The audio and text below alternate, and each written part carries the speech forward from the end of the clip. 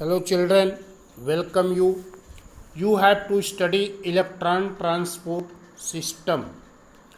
The electron transport system is a chain of carriers consisting of nicotinamide adenine dinucleotide, that is NAD, flavin adenine dinucleotide FAD, coenzyme Q COQ or ubiquinone, and the cytochromes cytochrome B, cytochrome C, cytochrome A, and cytochrome A3. They are localized in F1 particles of mitochondria. So all these are carriers.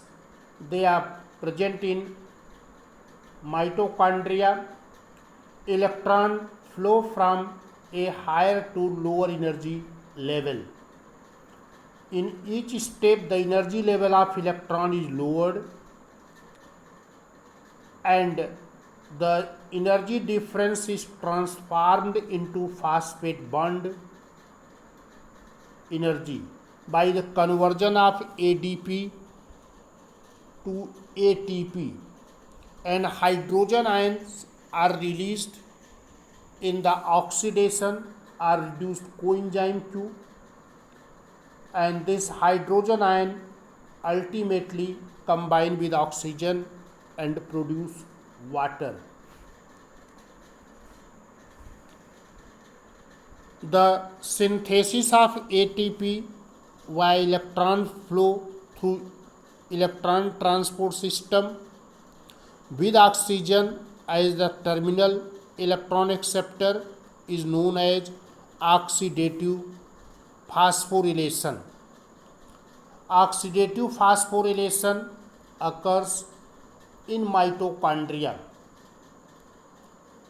and there is the formation of ATP.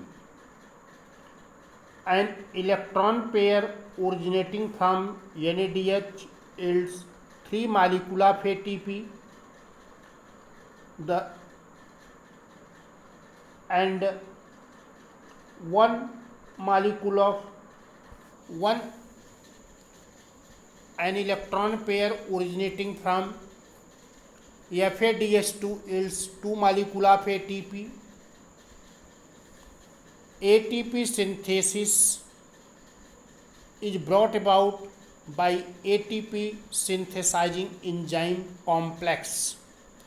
Each such enzyme complex is called ATP synthetase or F1 ATPase. ATP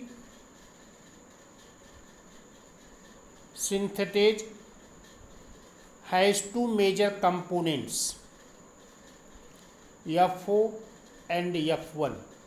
F1 component produces like a knob into the matrix from the inner membrane of mitochondria. It is attached by a stalk to FO component. So how there is the flow of electrons from higher energy to lower energy. So in this you see, in the Krebs cycle, this is the respiratory substrate, and from this it is the acceptor of hydrogen. This hydrogen respiratory substrate is AS2, and this from AH2 by dehydrogenation reaction hydrogen is removed.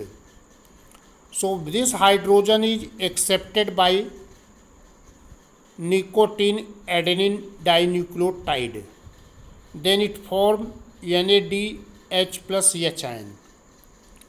Now NADH plus H ion transfer the hydrogen to another hydrogen acceptor, that is FADH2, FAD, flavin adenine dinucleotide. Then it forms FADH plus H ion, and here energy is given out. That energy is used in the conversion of ADP into ATP. Now from FADH it will pass to COQ, that is ubiquinone or coenzyme Q. So this coenzyme Q is the ubiquinone. Hydrogen from FADH pass to ubiquinone, COQH2 formed, and from there hydrogen is given out and electrons will transfer to the cytochromes. And in the cytochrome, first is the cytochrome B. So it will reduce the ferric ion to ferrous ion. Then from cytochrome B to cytochrome C, like this, from cytochrome C to cytochrome A, and from cytochrome A to cytochrome A3. So this is the cytochrome A3.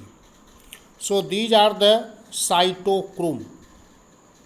Cytochrome B to cytochrome C, cytochrome C to cytochrome A, cytochrome A to cytochrome A3. Then ultimately it will pass to oxygen, and that hydrogen ion which given out, it combine with oxygen and produce a molecule of water. So here one molecule of NADH plus H ion will produce 3 molecules of ATP. So 3 molecules of ATP which are produced here. First ATP molecule is produced here. Again second molecule of ATP produced this one, and third molecule of ATP produced, that is this one. So in this way we can say one NADH2 yields 3 ATP. Like this, one FADH2 yields 2 ATP, and 1 ATP is synthesized already in the Krebs cycle. So this is the electron transport system, and in this way formation of ATP occurs.